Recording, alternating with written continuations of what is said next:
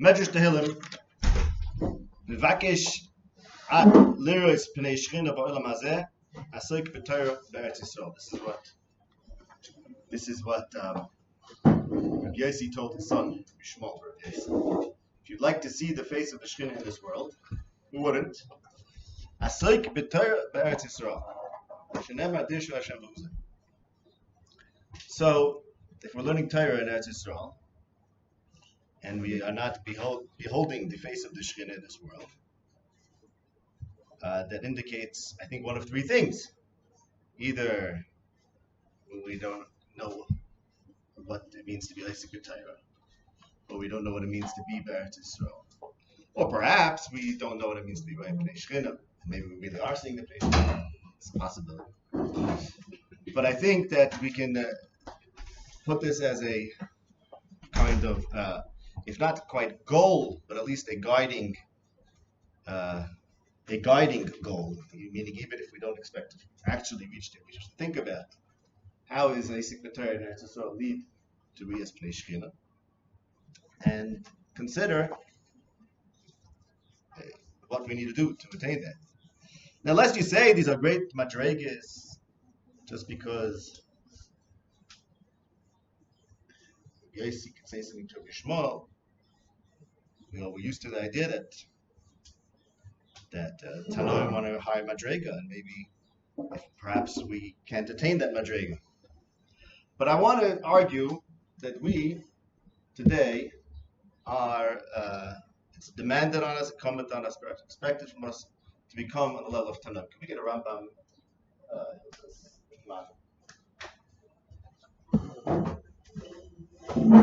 The Rambam in the introduction to Mishlei Torah explains why Rebbe wrote the Mishnah. Essentially, going through the history of how the Tkufas Tannaim came to an end, and then we came to the Tkufas Amoraim. And the Rambam says that, I'm thinking of the Rambam in incumbent to Mishlei, so I'll say that. Right? That it was due to the expected Pizur, to the fact that the Chachamim were dispersing throughout the world, that was the impetus for a change in Limud Torah, and what we can call the Yerida from the Tannaim to the Amoraim, such as it was. The cause for that Yerida was Pizur. The Chachamim were dispersing. Now, this dispersion has lasted until today, but it's come to an end. And I don't mean merely that so many of us on Eretz Yisrael, even the ones who are not Zayich to be in Eretz Yisrael, can be in communication with the Chachmei Eretz Yisrael. All the Chachamim can now communicate with each other. So, if we look for the end, the proximate cause for the Tkufas Tannaim coming to an end, and we say, okay, what happened that made that Tkufa end? And the answer is a dispersion of the Chachamim and an inability for them to be working in concert. And now we're at a time where we should get back together and undo that piece. So arguably, if you look at history of Yisrael and say, okay, what are the causes for the various stages? We are now, for the first time ever, we'll get to this point soon, at a point where we can reclaim something, reclaim a kuf. We think of Nevi'im, Tannaim, Amoraim, Mishlei, Achronim, and all these things, Gleinim, so I'd skip that. All these stages we understand in a causal kind of way. We understand why one led to the other, what caused one to end and what caused the other one to begin, what typifies, characterizes each kufa.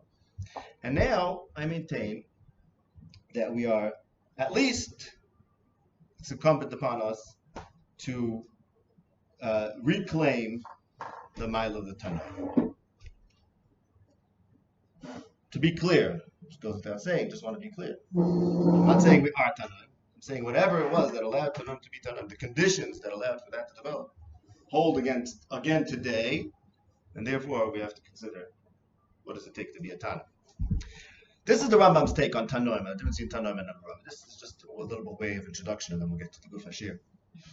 Yehuda Levi and the Kuzri has a different theory of what made the Tannaim.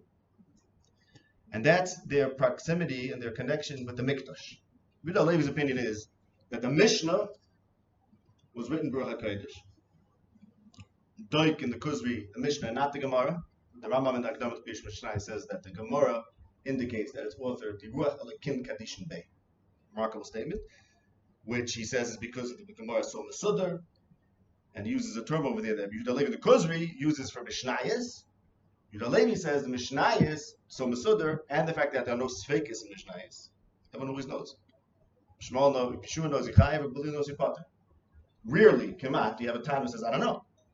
Says Yehuda Levi, that indicates that Ruach HaKodesh. We're saying in the Gemara, the diak is that in the Gemara is a lot of Sfeikis. And you think about it, why are there no Sfeikis in the Mishnah?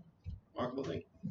Yehuda Levi says, because it's Baruch HaKodesh, and it was connected to the Mokom HaShiyivcha Hashem. This is Yehuda Levi's big shita, that Torah Sheba'al Peh has an association with Nevuah, with Kodesh. The Rambam, as is well known, separates Torah from Nevuah.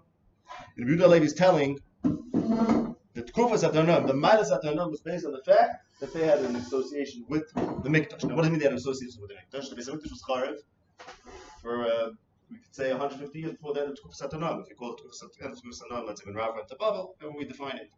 But for a good long time after the Churban Beis HaMikdash, we still had the great Tannaim, even the greatest Tannaim, or Kiva was after the Churban. Nonetheless, the connection to the mikdash informed the Torah of the Tannaim for a time even after the Churban. So in that vein, I say that similarly today, where Baruch Hashem, there's a more mikdash consciousness developing, or awareness of the mikdash, thinking about the mikdash, and obviously being in proximity to the Mokom HaMikdash. Even Rabbi Yehuda Levi is telling, I maintain that we have to think about going back to the Tumas at Tannaim. Even Nevuah, once we go to Tannaim, perhaps we should go back to Nevuah, because the end of Nevuah was caused by, this is in the Rambam's understanding, Shibud Malchus. And that's why you didn't know Mazal the Mashiach of the Shibud Malchus. Because if you remove the Shibud Malchus, that will unleash the greatest bracha, the midas of Christ, will work out, and they'll reclaim Nevuah, the Rambam says Namayra, Beis Lamed Vav. So if we're in Eretz Yisrael and we're free, we have to figure out how to reclaim Nevuah. So we have to understand how to be right Pnei B'Olam Hazeh. And I think this is part of the reason why it's so important to learn the Divrei Nevi'im. Because if someone's going to think, okay, what is this that the Nevi'im were doing? Or how can one be a Navi? Well, one good place to start, the best place to start, if not the only place, is to study the words of the Nevi'im. Study the way they wrote and how they were thinking. And see what it would be like to think that way. And again, it's a remarkable thing. We have no Mussar on how to go backwards. In other words, we have no Mussar on how to reclaim. We had Tkufis, the Ketuvos and Nevuah, and that takes us into Bayesheni. But going to Galus and Bavel, come back to that, it's all wonderful. But then the Tkufos and Nevuah carries through Galus Bavel into the beginning of Bayesheni. And then we have the post-Nevi'im, Tannaim, Askari, Ashkas, Agdal. And we go, Yeridas Hadaris, such as it were. Because circumstances, always there's conditions that are changing which lead to this Yerida. And now we have Metzias, where we're supposed to, ostensibly, go back to a level that Am Yisrael had at a certain point in history. And we have no Messiah about how to reclaim things. In other words, Messiah is a real thing. There's a sequentialism to history and follow, but to actually go back and find and reconstruct something has never happened before. And I think that this is what's so interesting about our Tkufa. And if you notice this, you think about this as a problem, like the problem of what happens when we have to go back. When we have to go back, not only do we have the conditions that enable it, what it means is that if we don't go back, if we don't reclaim something that was lost, we're not doing it right. There's a reason why when there was no Pizur, they had to be Tannaim. When there's no Shibud Malchus, it has to be Nevi'im. That's the truth of Klal Yisrael during those Tkufas. So a lot of, I think, of what's challenging of the era that we live in, a lot of what's interesting and dynamic about it, but also a lot of what's frustrating about it, is that we live in a tkufa where we have to bring back something that we're not used to doing. We don't know how to do that. We're good. We've learned. We're pretty good at maintaining and even sometimes changing nochus darga. But when we're faced with this new mitzias, new chayav on us, to recreate, reconstruct, that's uncharted territory in a true in a real way. And something that I think is very relevant to this particular project. There's an interesting clue what to do when you're facing a new tkufa. Anshe Knesset Gedolah, we're facing the new tkufa. Moshe Kibbutz Sinai, that's all Tanach. Then we get to Anshe Knesset Gedolah, no more Nevi'im. And what do they teach us? Hamidu Talmidim Harbi. I want to talk about Hamidu Talmidim Harbi. Why did Anshe Knesset Gedolah, why were they the ones to say Hamidu Talmidim Harbi? Why then? Why is that their chiddush? Hamidu Talmidim Harbi is a big chiddush. Rabbi Nosson says that Shammai's opinion was you can only teach Torah to people that are Chachamim, Yerechei, Tanab. And Hillel said you have to teach everyone. And sometimes the Torah comes from unexpected people. Sometimes the Torah comes from the lower strata of society. This is something that Anshe Knesset Gedolah instituted, this idea. We're going to do Talmidim Harbe. We're going to open the doors of his midrash. We're going to let them Talmidim that you wouldn't expect that the Torah will come from them, and you never know. Sometimes they're going to surprise you. Perhaps in a tkufa when there's something new happening, even though there's a difference between that and now, because like I said, the Anshe Knesset Gedolah were in a way dealing with the lower, a lesser tkufa. There's no difference. I think now we have to bring back something, go backwards. But similar to Anshe Knesset Gedolah, we're in a tkufa of change. And in a tkufa of change, one thing you should never do is say, I'm going to give over the Torah as I know it, and I'm going to pick the person I expect who could receive it and live up to it. Because then by definition, nothing's ever going to change, because the Rebbe can only give what he knows. And the Talmud can only be the Talmud that he expects to receive it. And Anshe Knesset Gedolah said, look, if you want to rise to the challenge of a change in times, what you need to do is, you need to spread your bets, essentially. Take all the Talmidim, and you never know which Talmud is going to surprise. Why don't you know? Because it's very important that the Rebbe doesn't know. Meaning the Rebbe gives up the control. The Mussar and Torah has to be with a little bit of an element of not control. He can't know where it's going to come out, because if he knows where it's going to come out, that means he already did it. But if we need a change, we need something new to happen. Something new to happen. One of the best things you can do is say, look, we're opening up this midrash, and let's play around, let's experiment. You never know what pop up. So the fact that there's a rebirth of Torah today, and especially that there's new ways of learning. The idea that there's a kol that's dedicated to learn Tanach. It's a very chashuv for the tkufa, and not just because especially it's going to go back to Tanach, to go back to the book. But even just the very fact that there's going to be different kinds of things. It's the tkufa of Hamidu Talmidim Harbe. Because Torah can come out of unpredictable spaces. This is maybe predictable. Even without that, just the very fact that we're doing different things, trying different things, is very appropriate for the tkufa that we're in.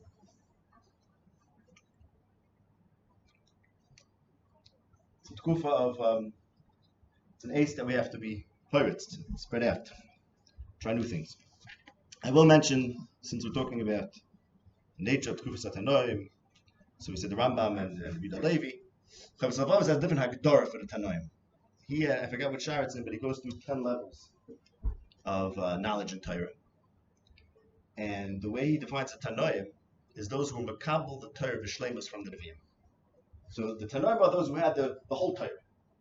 They had it in its totality. After that, no one had it in its totality. Now, from that perspective, if you look at it that way, it's not clear how we might be able to ever go backwards. Because that seems to be something, once you lose it, if you lose that Messira, maybe it's not biyadenu to undo it. But we can certainly go forward in the sense that we have to rise up to what's different about this kufa and see what we can contribute and what we can develop. That's my way of introduction. What I want to do in this year is show how there's one parak in Sefer Mishlei which seems to be a midrash, as it were, or a pirush on the whole of Sefer Bereishis. And from looking at it this way, we can open up a Pesach into looking at Tanakh from a very wide, if not the widest perspective. We can think about what Tanakh is here to teach, the Torah is here to teach in a very fundamental way.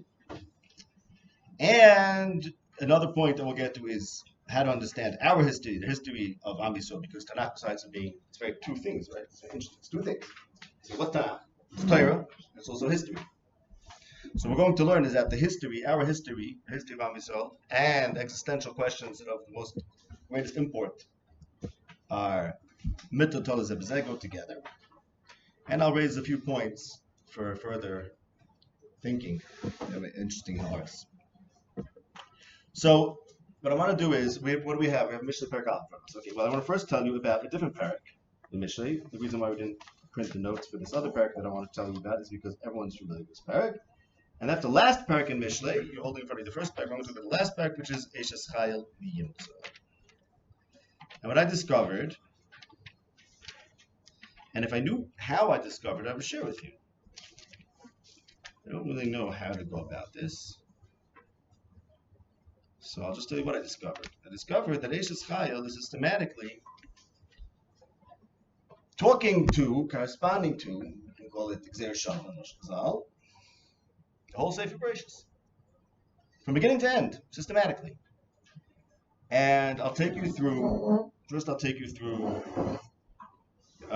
most, if not for all, of the parallels that I noticed, and then we'll consider what the meaning of this is and what we can learn from this. Eishes Chayil Miyimtza. Okay, who can find the Isha? Adam lematza is a connector. Bereishis also starts with the problem of the Isha and the impossibility to find her. He can trust her. He won't lack for shalom. Well, in Bereishis, she gave him for the fruit. He shouldn't have trusted her. Instead of the fruits of the Eitz Hadas, toiv v'ra. This ish is going to be toiv v'leira. Only toiv. Kol yemei chayeha.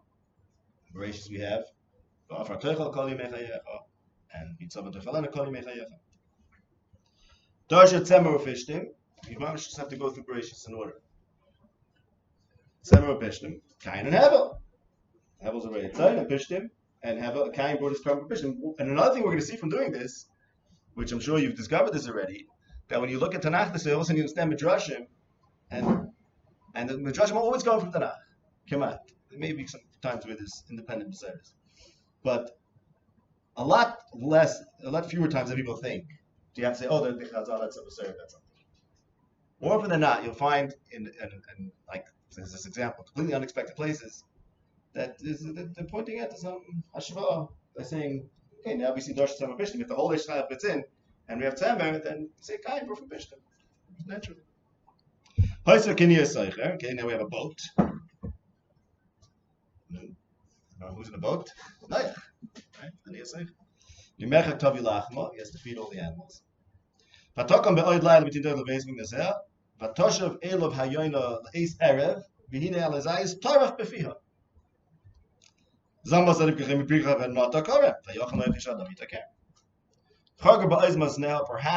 is Noach having all his descendants.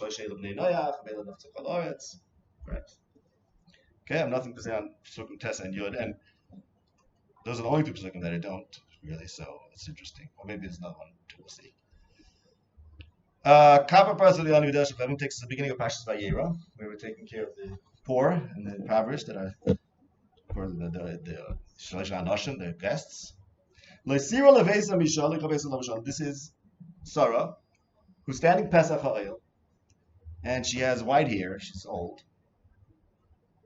But Edna, and Edna goes along with Shanim. We find by Shaul. It's Mabishchem Shani v'Adonim. Whatever reason Edna and Shanim. Oh, and she was Pirsanida, which is Shanim, scarlet. So she's not afraid of the snow on her head in the kid of her old age, because she has Shanim. She's Pirsanida, and she's standing there the Pesach Ha'il. Okay.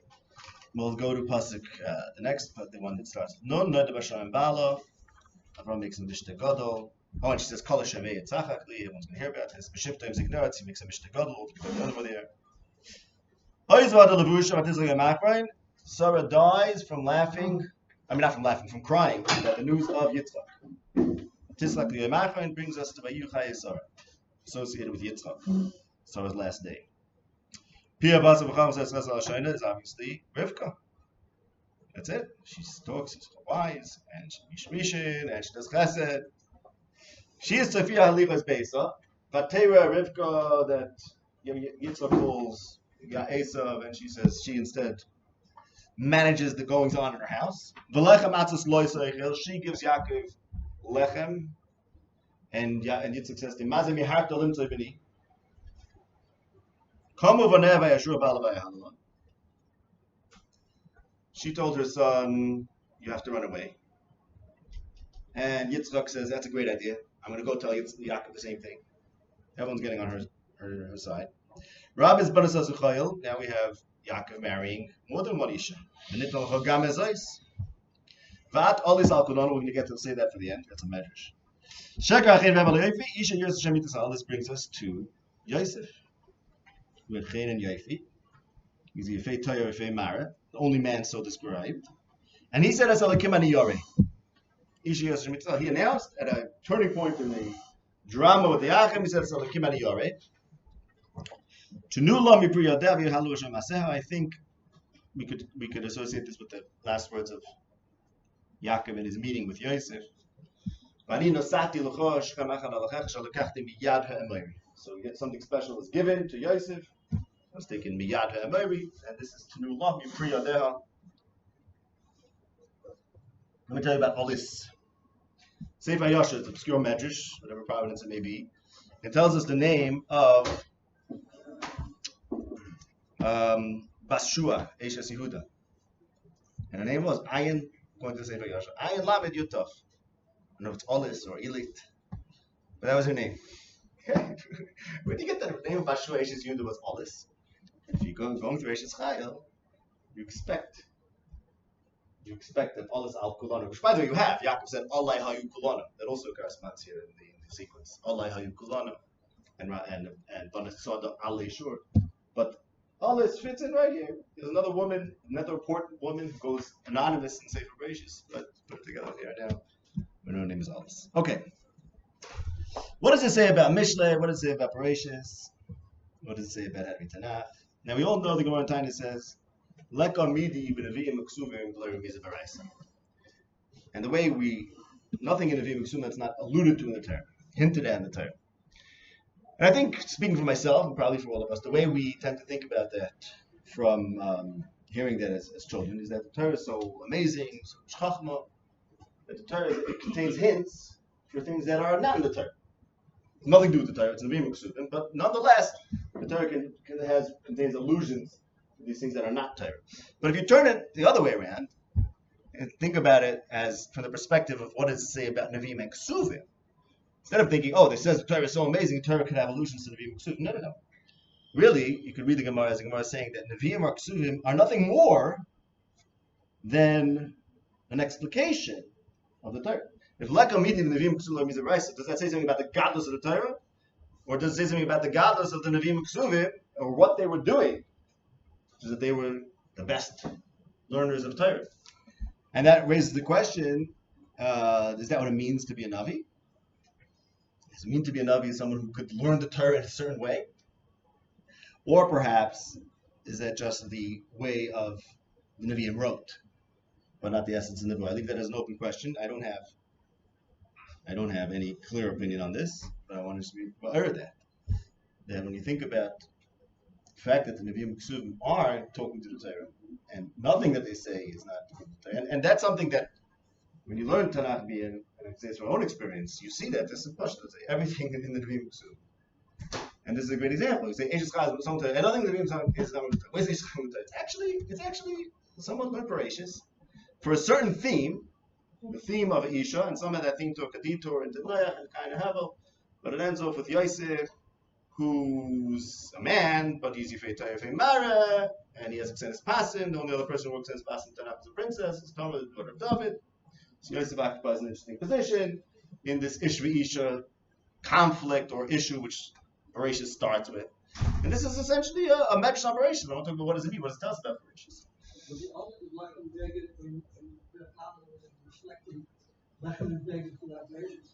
The Lechem and Beged. So which Lechem and Beged in here in Eretz Yisrael? Yeah. Yeah, and maybe that it takes us back to Cain and Hevel, right there in the root. Yeah. Yeah, so you could look up the same items that the Yeshus Chayil is busy with. Lechem atzis loisaychel, as opposed to Sarah, who she was supposed to bring lechem, and Avram told her, "Mahari, better hurry." He didn't tell Yishmael to hurry. He gave it to Yishmael. Vayamahar lasasaysa. Mahari says in that Shemir we learned the Nashim Atzmalius, which is essentially reading. We're not going to go into this now, but that read the beginning of Vayera. What happened to the bread is that why did Avram go and do baka? Because the bread didn't show up. He told her Mahari, and you know what she said when he said Mahari? And I say this in my Mamuzka, a little bit the tzach is a joke, but it's true. But there's a truth. She told him, "What do you mean Mahari the bread? Bread takes what bread takes. That's what happens. Tell your wife, make the bread how you pass quickly. What are you talking about? Doesn't make any sense. It takes what it takes. Right. It talks about lechem atzos loisaychel. She's being misakin something. There's a problem with the lechem. So, as Racham pointed out, it's not just the Isha, there's also the same exact items. And what does that say about the broader questions? There's a lot to think about here. So, if you say Eishes Chai is a Pirush of Bereishis, so that gives us a new reading of Bereishis, which is not surprising. The reading is that the whole Sefer Bereishis is dealing with the relationship between the Ish and Ish. Why is it not surprising? And didn't we think that Bereishis is about the story of Am Yisrael, the Ovis? And now Eishes Chai says, think about Bereishis as being a story about the Ish V'ish. But as I mentioned before, and this is in a certain sense the Shlomo of Tanach, is that there's a correspondence or an integration between existential questions that relate to being a person, existing, and historical questions, Am Yisrael. So if that's what Tanach is, in a certain sense, it's a very funny book.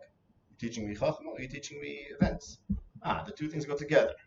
Well, if the two things go together, then the idea that Bereishis, which is mostly a story of history, and a particular history, that book should really be a book about Ish v'Isha, should not be a surprise. Because somehow the two things go together. If you can't keep in your mind,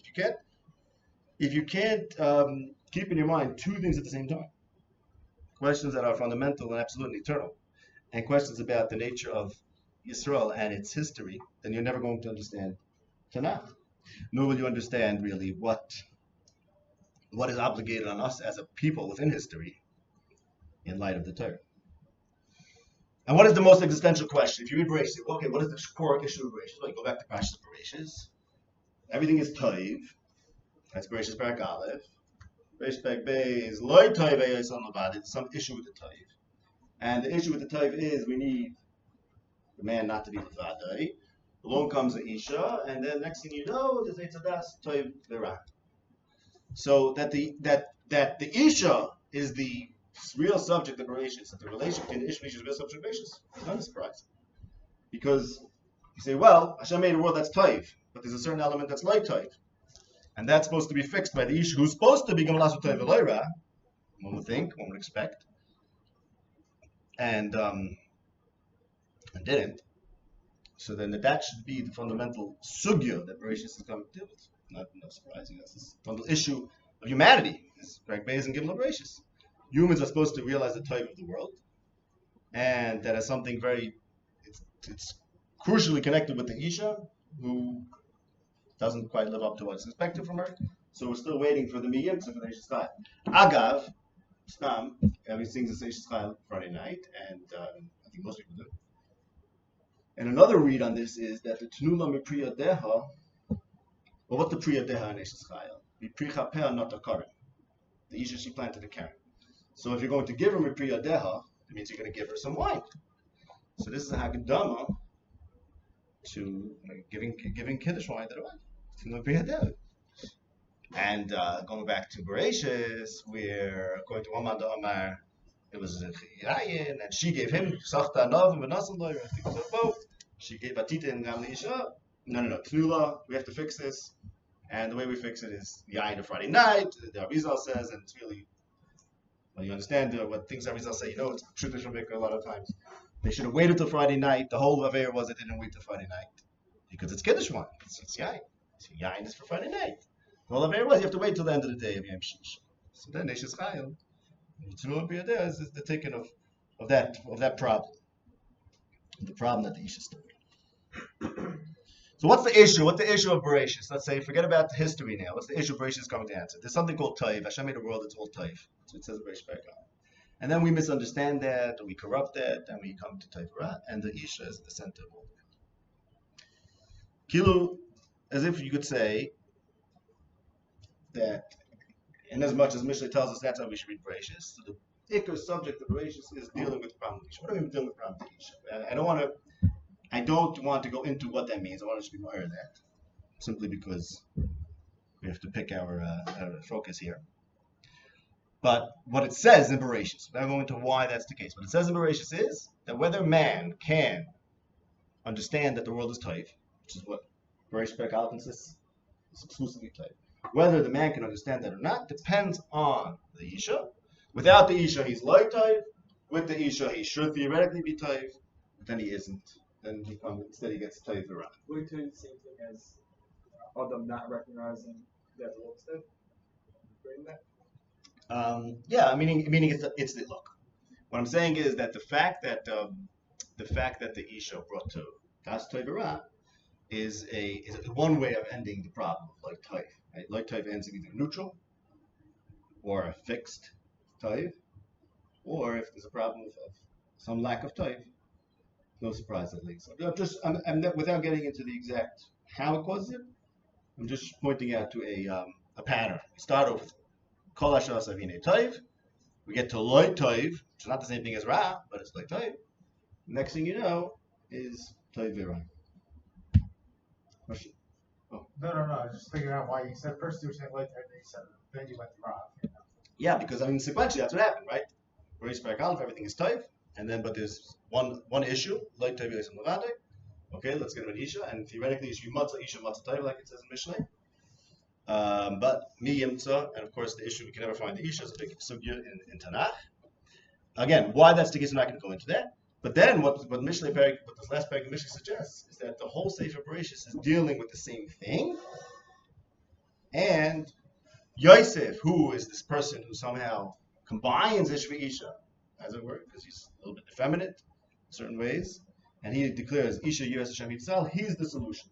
Okay, how you could erase it that way, I don't want to go into that.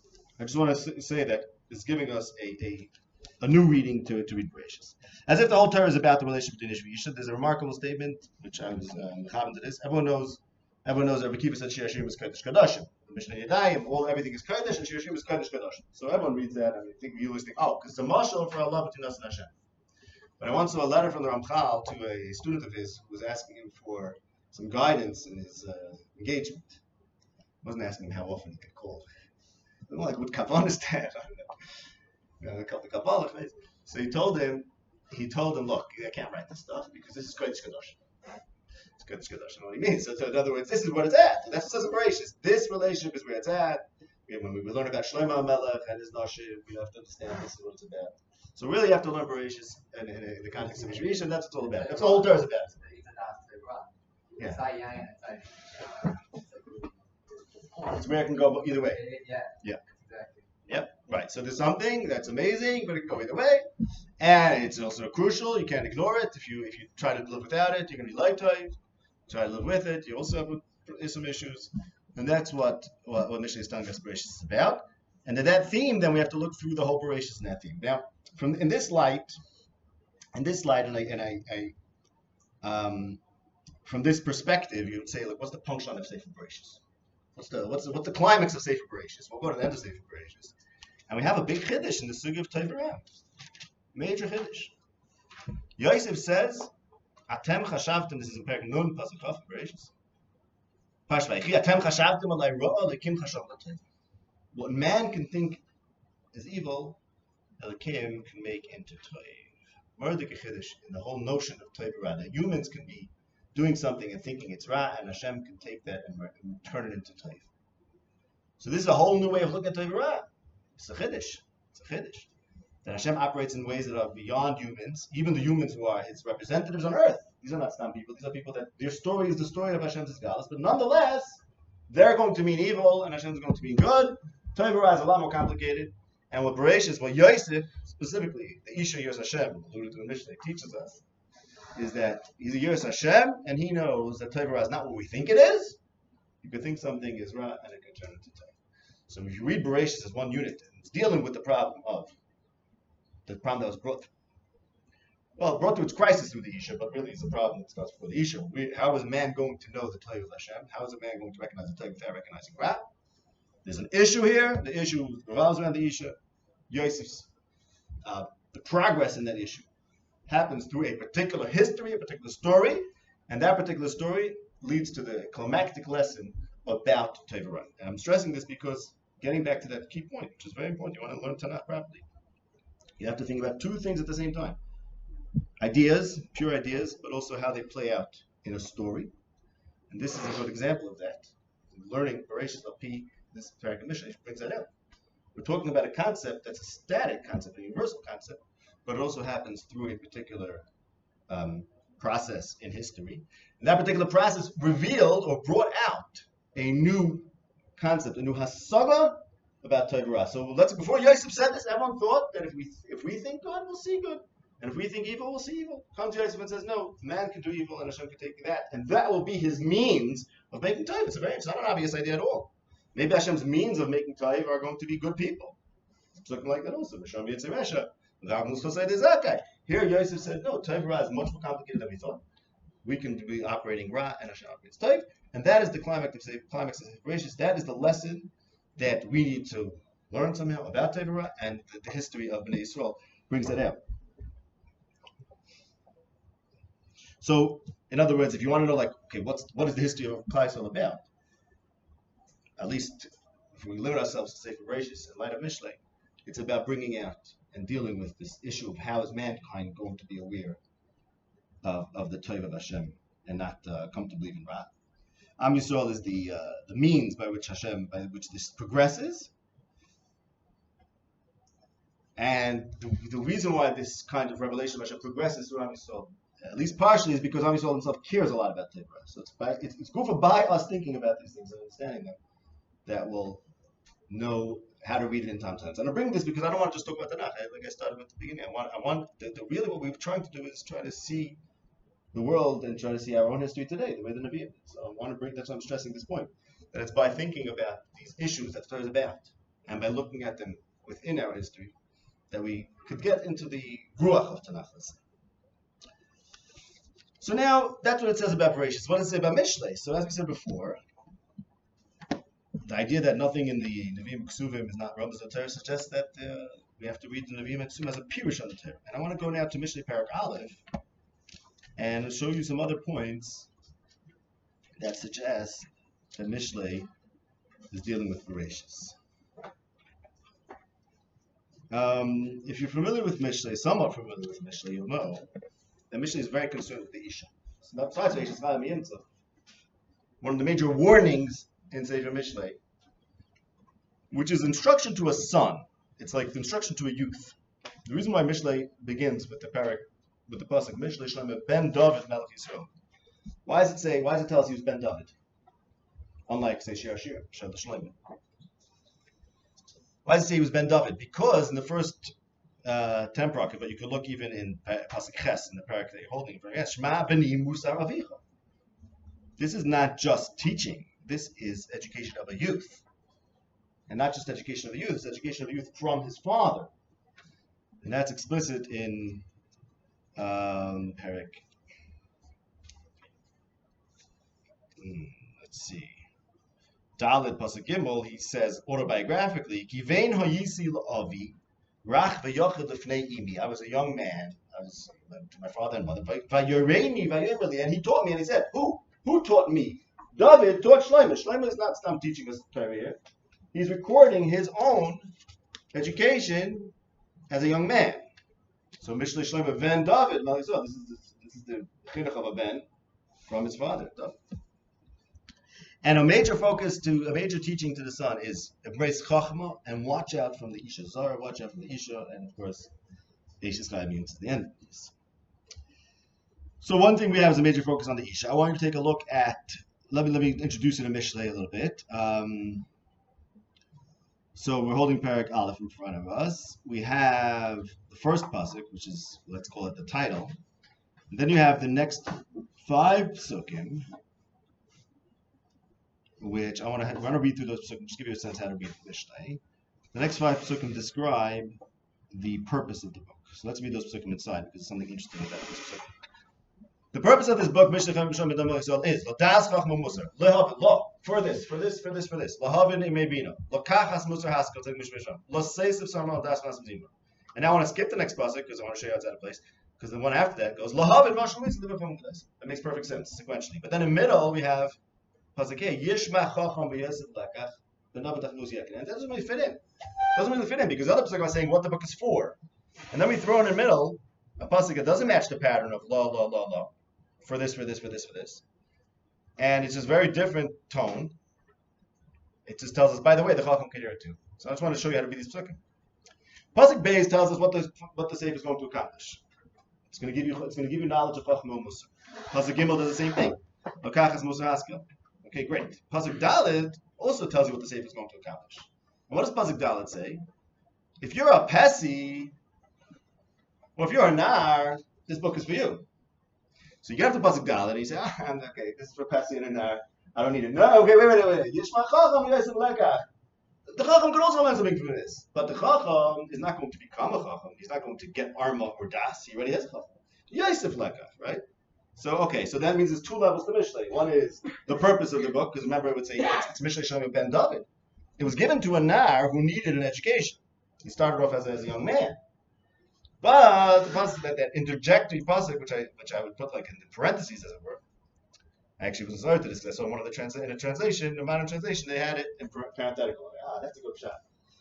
Because it's a parenthetical statement that, listen, the book was made for an Nar, and it's about the education of a youth who has to become an Araim and have Das and Mezima. But it's a sefer that even the Chacham can learn new tricks from Yishmael Yosef Lekach.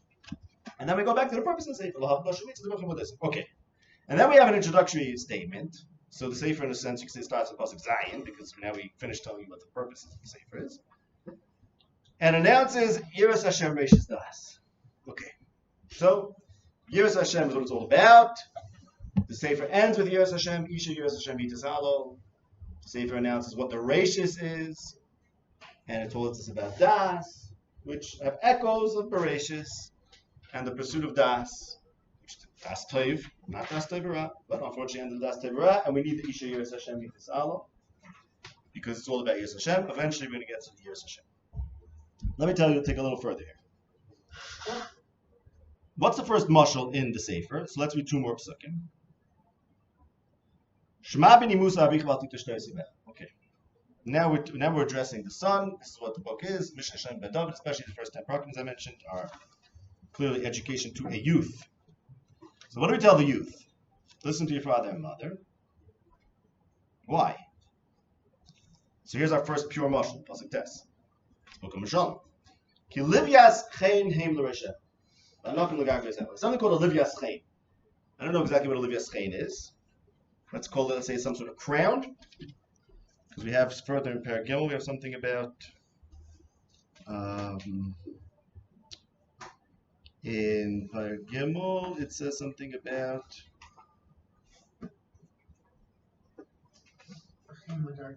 yes, but there's a better one in Perek Dalet pasuk tes. Titen l'roshcha livyas chein, ateres teferes temagenem. Okay, so we think we know what an ateres is. It's a crown, and pasuk Perek Dalet pasuk yad. So let's call it a crown. But see, I said we think. Because big cloud. They didn't have crowns. Big cloud, which is cloud to know if you learn Tanach. Nothing means what we think it means. We always just, need something, you take the quickest route, especially when you're kids. But it's always good to ask, well, what exactly is Torah? Is it a crown? Like we know, because sometimes it makes a difference in the puzzle. So, okay, but we're going to just use a crown. So going back to our mashal over here. Beautiful mashal. Shema b'ni Musa avicha v'al titashter sibech. Why? Wouldn't it be nice to walk around wearing a crown that gives you a teres teferes temagenecha, gives you chen legagra, right? You get chen. You want to be a good-looking guy, and when people see you, you're Shechinah, wonderful. And it's like wearing something around your gargoyles. Anokim, what are anokim? Not giants, okay? Some sort of neck. Some sort of necklace, okay. So what are we doing with a mushal? What are we doing with this mushal? You have a kid. What is a kid like? So today you'd say a watch, right? Kids like, teens like nice watches, right? $2,000 watch, whatever. You tell them, you should know, Chachma and Torah, that's like a gorgeous watch. You tell the kid. Shechinah and Mussar and Torah, why? Because you know a watch, we have a watch, a nice watch. People look at you like, that guy's a chashma guy, nice watch, put together. When you have Chachma and Mussar, you make the same impression of people. Oh, really? Is it? It's true. It's true. Okay. What are we doing with a mashal? And this is the danger of all mashal. This mashal is so interesting and important. Maybe we'll talk about this a little bit. See what we talk about this, but I want to bring it back to Bereishis mainly. What are you doing with a mashal? You're doing a very dangerous move. You're taking the youths. Remember, he's a nar, he's a pesi. He likes Livia's chains. He likes watches. He likes anokim. That's what kids like. So you're not telling him, shtosim ha'valid, these anokim, these watches. No, you should sit and learn. No, you're telling him, Taka, watch is a nice thing. The anokim is nice. The crown is nice. The Torah is nice because the crown is nice. So when the kid walks away and says Torah is nice and Chachma is nice, Mussar is nice, Torah, it gives you chaim. What you're doing is you're increasing his appreciation for the anokim. You're in fact utilizing his appreciation for the anokim and for the chaim. You're trying to channel that by via mashal for appreciation for Torah. So you see what a dangerous fine line that is? Let's say you tell someone, steak is shmak, you eat a steak, you feel good. Oh, that's you feel like black. Okay, yeah, but like you want him to think about the steak, you want him to think about the Gemara. That's the Maisi thinking about the steak. The Maisi is a young guy, he thinks about the chayin, he thinks about the anokim. That's what his mind is. So you have to work with it. But you work with it, and by the way, this is a mashal supposed to really work on it. In other words, he's supposed to visualize. He's supposed to actually go through the imaginary the praxis of going through the steps of saying, hey, I could learn something, and it's like I'm putting on an anokim. It's like I'm wearing this wreath. Who wants to wear a wreath? We're going to call it a crown. It's like I'm wearing a crown. And what's the point of doing this? See, when you do this, you're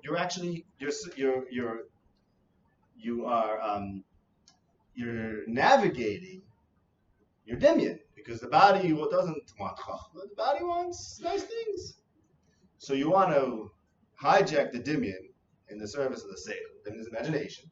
So you say, look, imagine a nice watch, imagine a nokim, imagine a levischei, and I want you to, before you sit down and go to the imagine, get into that, say, I would really like that crown, the crown, I feel good about myself. That feeling is what you're going to get from this. Okay, so you're really supporting and increasing that feeling. And lest you say that this is not a major concern, let's go back to the end of Mishlei and see what we learned there. Second last pasuk in Mishlei, everyone knows, Shechinah. Wait a second. Now this young man is really confused. Because here, when I was a kid, you told me, live yaschei. And now it turns out it was Shechinah. But is it Shechinah? Of course it's Shechinah. Of course it's Shechinah. Every mashal is Shechinah. Because every mashal is saying, you like that? So you should like this. What should Shechinah like? It's very confusing. You're trying to traverse that gap between the dimion, the golf, and the seichel. And you do is you tell him this is like that. But it's not like that, because if Chachma was really like Livia's Chayin, already Chachma, how Livia's Chayin already? You're playing a game with this kid, and it's very important that he grows up and learn Shechinah. These stages. When he's young, when he's a b'ni, shma b'ni musa v'yicha, tell him make sure not to go for the Isha Zara, learn instead. And it's like Livia's Chayin. Then he grows up and he gets married. And he better learn Shechinah. Because the chayin was the Livia's chayin at the beginning of it was in truth Shechinah, like all mashal really are in a certain sense. And it was a tool for him to graduate and say that when I was a kid, and my parents used to tell me if I make a scene, they're going to get me baseball cards. And when you're an adult, you don't realize that, like, okay, Baruch Hashem, they got me to do that. They're like, you're still holding on to the baseball cards, and you didn't grow up. That's basically what I'm saying with it. Why am I telling you this all? Because I'm trying to bring out that, and we'll have to do this. We'll do this b'kitzer. we'll do this bekitzer. We'll end with this. But I wanted to bring out that Mishlei is a pure Bereishis. Now you say, okay, what does Mishalom have to do with Bereishis? So I showed Bereishis Das. I showed that the Isha is at the center of his teaching. Mishlei warns against the Isha Zara. And if you get the Isha Yos Hashem, then you graduated because then you learn Shechinah, and somehow the Isha is somehow supposed to get rid of it. Okay, all those themes are there. But why is Mishalom the key to getting out of Bereishis? So I'm going to, I think I'll try to be Mikacha at this point. But this we learn a lot from the Rambam Nevuchim, that Rambam, you're learning Nevi'im, so you have to know the Rambam says in Akdam to Nevuchim that the key to understanding everything the Nevi'im say is to understand Mishalom. That's the key. In other words, what the Rambam is telling us, this is a whole other shmul, I just want to point this out, something you have to think about, is that if you ask, okay, what's the essence of Nevuah? What are the Nevi'im doing that, let's say, they're not doing philosophy, they're not doing something else. What is it? The Rambam's opinion is that the essence of what makes a Navi is a unique approach to Mishalom. Perhaps maybe the only ones who could really make Mishalom are the Nevi'im. It's possible. And the Rambam further says in the Mussar and Torah, or alludes to the fact that the most important mashal in the Torah is Bereishis. Ma'aseh Bereishis, but even more so the Eitz Hadas, the story of the Eitz Hadas. That is the most important mashal in the Torah. And the Rambam, furthermore, in the Akadam to Mussar says, quotes the famous Chazal, that until Shlomo HaMelech came along, Torah was not understood. I have to get the Lashon here because shocking Lashon. There's a few different midrashim that I want to get. There's one that's very strong. Let's see if I have it here. But the Aramaic. Yes, that one. But there's a Lashon. Right. Let's see. Let's read the mashal, the midrash, which itself is a mashal, and the Rambam quotes in the Akdam to Menuchim. Lama hayu divrei Torah doim matchlei amishleim. Until Shlomo HaMelech came, what was the Torah like? There was a well with deep water and cold water, amazing, but nobody could drink from it. It's too deep. He attached a rope to a rope and one rope to another. Eventually, you can get to the bottom. But I want to focus on the statement. You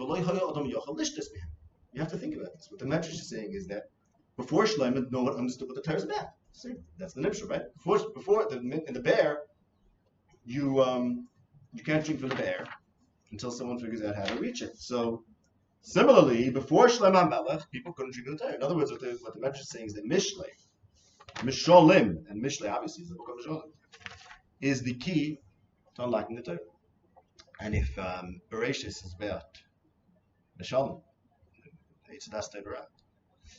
And Bereishis is about the Isha, and Shlomo is the one who has the teaching about the Isha. Shlomo was the one who was doing something with the Nashim. He had a major project that he was on to. That suggests then that we can read Shlomo, we can read Mishlei as a Pirush of Bereishis. I'll leave you with one more hour about that, and then we'll wrap it up. Another connection between Shlomo and Bereishis. It's more than a connection. Nasa Adam B'Tzalmei Kidmusein. Okay. Now, I'm going to give you a little key, a tool to learning Tanach. A tool to learn Tanach is to not think. A tool to learning many things is to not think. Stop thinking for a second, and just try to let your mind go. Nasa Adam B'Tzalmei Kidmusein. Okay. There's an Adam who is in the demus of Hashem. That's what the pasuk says. I don't want to. If you think too much about this, you go, no, he's not. Okay. Pasuk says, "Nasa Adam." There's an Adam who's the Mussar Hashem. And a good thing to do when you're learning Tanach is say again, don't think. Say, okay, Adam is the Mussar Hashem. Can I find him somewhere else? What's in Yeshaya? Good. No, Yechezkel, the Mussar. Yechezkel, excellent. Yeshaya is close. Yeshaya did not give the detail. Yechezkel did. And Yeshai didn't call him an Adam. Yechezkel says he sees Kedmus Adam on a kisei. Again, I don't want you to think. If you think too much, you can say, you can't think about it. Admus akisei, Demus Kimari Adam.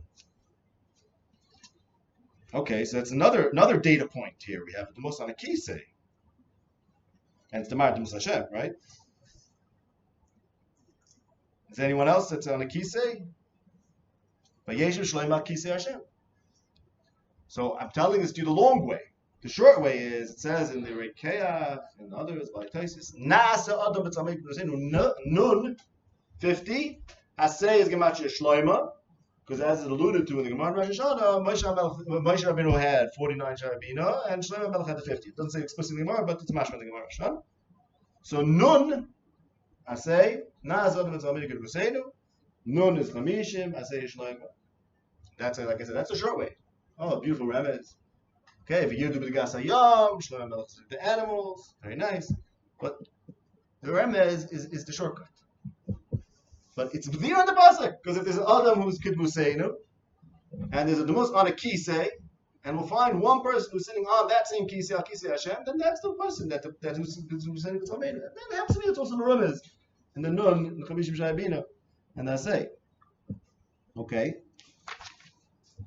So he's the one who could be right on the animals. He's the one who knows the language of the animals. This, of course, brings us right the way back to Bereishis, where man is supposed to be right on the animals, and maybe have conversations with the animals, and and they have a conversation. Two people that converse with animals, in that Chava and Shlomo Melech, to know the language of animals. So Shlomo Melech is the one who's doing it right, and Mishlei is the key to doing it right. I'm giving you here just, not Rashi Prakim, just Psachim to think about it. And with I hope I'm giving you a little bit of a way of looking at things, a way to think, and perhaps through that to be able to reach that level to do the same thing. And again, not to write like the Nevi'im did, to have Nevuah. Telling that question before, whether this is the essence of Nevuah, at least or the essence of the style of the Nevi'im, and perhaps more importantly to understand where we fit in today into history, the history of Am Yisrael. Shlomo also is so close and falls through at the last moment because of Taiva. Yeah. Like, can you complete that? Like Tam. Like also Yeah. Tam. Yeah, the themes will often be, of course, repeating themselves. The point I'm making just with Shlomo is that, and the Rambam, the Murder Buchim, just to make it clearer, because it wasn't clear enough, is that unlocking Mishalom, the essence of unlocking the meaning of the Torah. Shlomo is the man who's attempting to reach that Nasa B'Tzamek B'Zenu, and in another language people say is to be Masakin the Chet of Mishnah, which is again a good shortcut language. But when you really understand that, actually, no, these are Pashat Pshat, these are the themes that are recurring, and you learn how to navigate them and what side paths they take, then you can start seeing them. My son says we can say it's got stronger. The Nasa is, you come from God, you come from above, and then the person is going to come. The human part of it actually going at the Shalom. For sure. Yeah.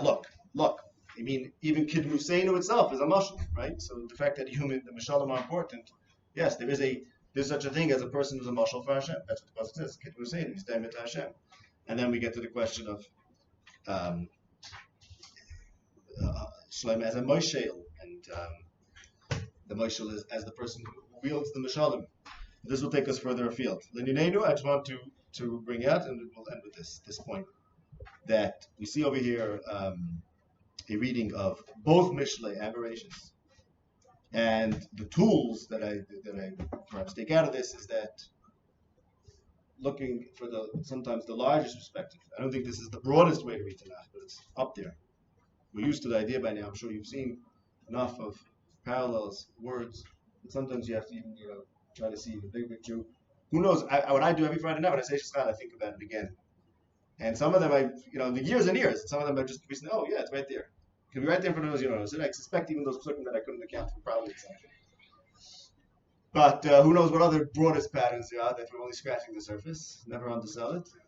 And then you get to the second order questions, like, okay, well, if Mishlei is about Bereishis, so why is Mishlei focused on Bereishis? So I was talking about a little bit of Nasa Adam. Others for I find Kahalis a lot about Yosef stories. And the second order questions, besides for the Pshat in each parasha, after you do that, you notice certain Sfarim are in correspondence with other ones. You want to start thinking about, okay, why are those the ones that are talking about that? Okay, we will leave it at that. Yes. I think that's a good thing. I suspect that's a good thing. Yeah. Right. Reading it back on the Isha. Yeah. The larger construct, which is the real Isha. Yeah. and we're reading it largely there, the Isha, Right. the functioning influence the nature of Right. functioning as a mushroom. Right. Well, so that's the thing. That takes us to another question, which I think is key to understanding. I said, okay, what does it mean to think as a Navi?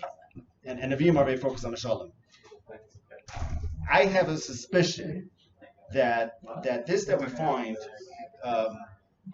this kind of shifting between mashal to nimshal that you just pointed out, in a certain sense, that's what mitzvahs are. Because mitzvahs are taking concrete things, and they stand for something else. So, well, are you actually eating something, or are you doing a mashal? The answer is you're doing both. And I think that the Navi, or to live as a Navi, would be someone whose actual literal marriage is a mashal. In other words, everything is a symbol. So is the Isha an Isha, or is the Isha a mashal? She's both. The answer is she's both.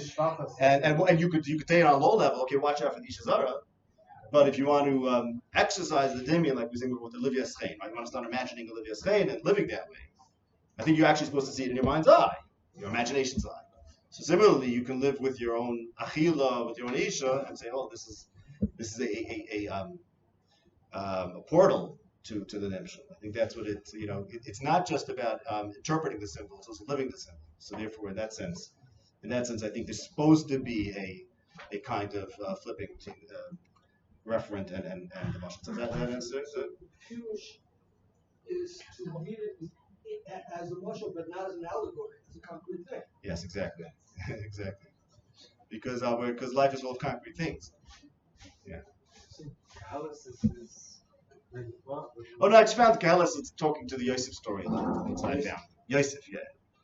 Kahalas talks about his dreams, Hashem being distant, and that's what I've noticed. And you started going through something from the beginning of even Vayeshev, but then Sar Leif and Sar Mashkin, all over. Their fingerprints are all over Kahalas.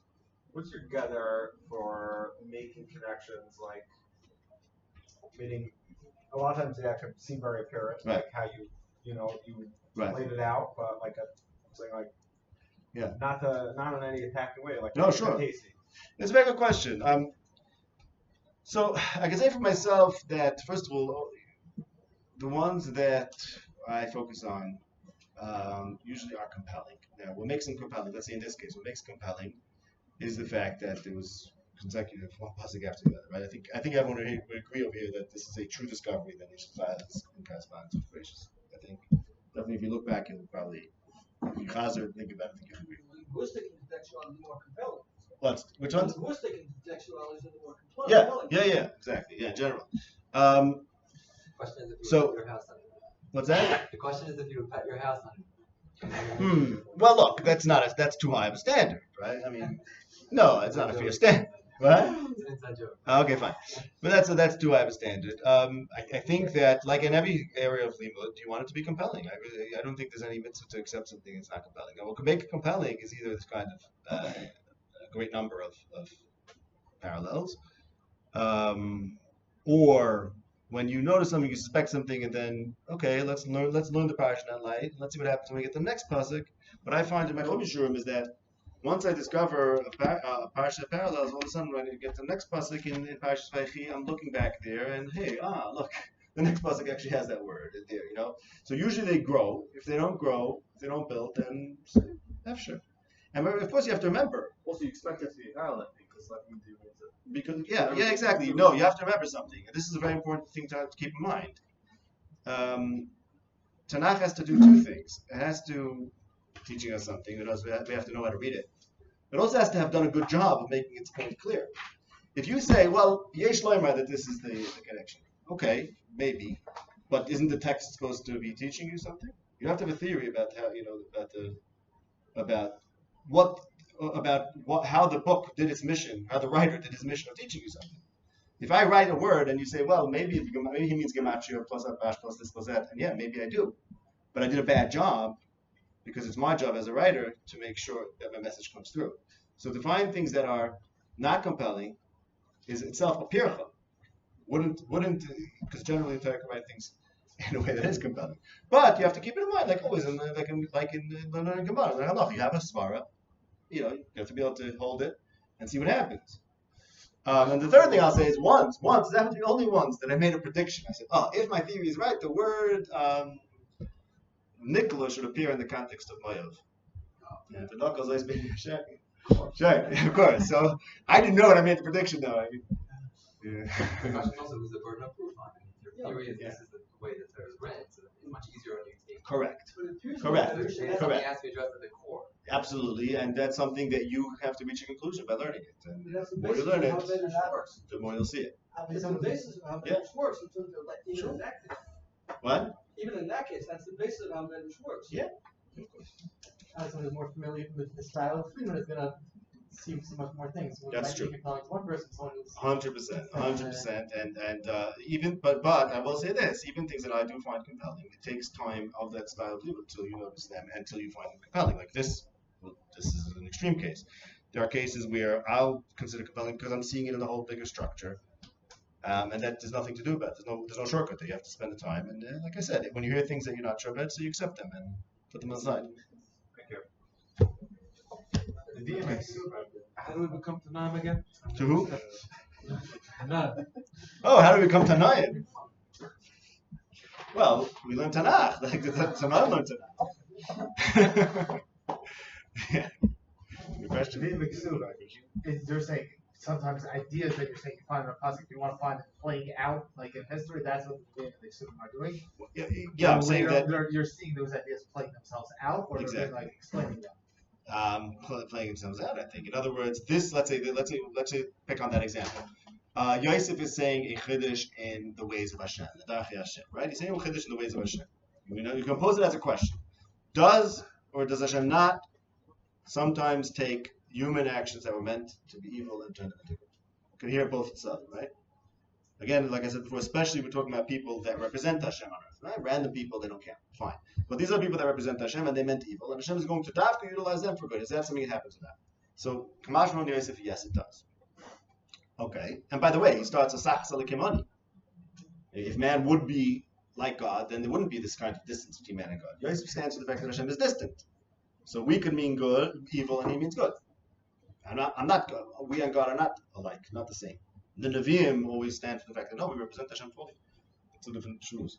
But there's a chiddush. There is a chiddush there, and that chiddush. Not only did someone say that in history, but it was the narrative, that particular narrative, which led to that idea being revealed. And once you look at it that way,